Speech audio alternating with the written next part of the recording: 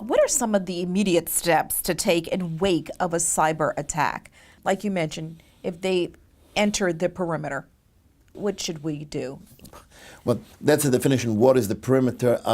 You know, a lot of people talk today about creating similar situations that we had in the big scare of the Cold War. If you remember, during the Cold War, we had silos, right? Everybody built silos in the backyard. They buried them underground. They loaded the silos with food and supplies for X amounts of month and water supply and so on. We had a second alarm like this around Y2K, if you recall. And Y2K came, and the whole conversion and this whole doomsday scenarios of all system collapsing comes January 1, 2000. Then, you know, a lot of people also were accumulating water on the side, doing all kind of preparation that if there's a shortage or a system freeze and credit companies don't work and you cannot buy goods and water and food, be ready. I'm a bit personally a little bit scared giving such recommendation, but there are people who do that. There are people who do that.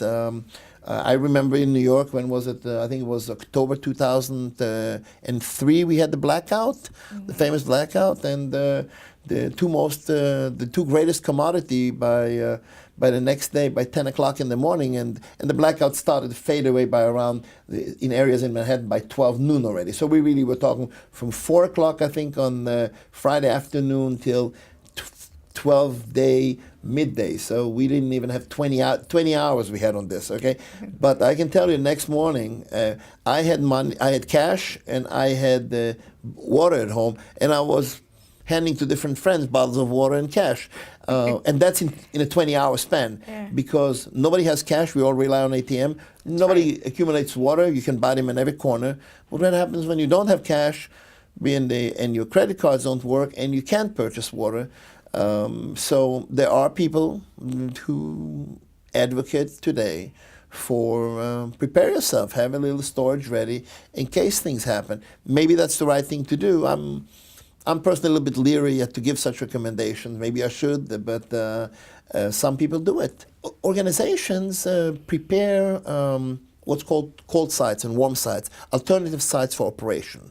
Cantor Fitzgerald in 9/11, which was a company that suffered terribly from the attack, had a whole site in New Jersey ready for them that allowed them to operate immediately. It was a backup site. They actually had the people go to another place. They had trading systems there, everything backed up due to a CTO who was very fanatic on having this backup, who everybody viewed potentially as a lunatic. For doing all this preparation, God knows it became very handy. So for organizations to have backup operational plans, but that's part of that plan that I talked about, in case all their systems compromised, alternative systems to use, that's important. On a personal basis, if you hit, if your water grid got hit, if your electrical grid got hit, then it's really going to boil down to the ABCs of life. Make sure you have water and supplies ready on the side. I don't know if it makes sense, and I definitely don't want to be, as I said, I don't want to sit on the apocalyptic horse. Yeah. But these risks do exist.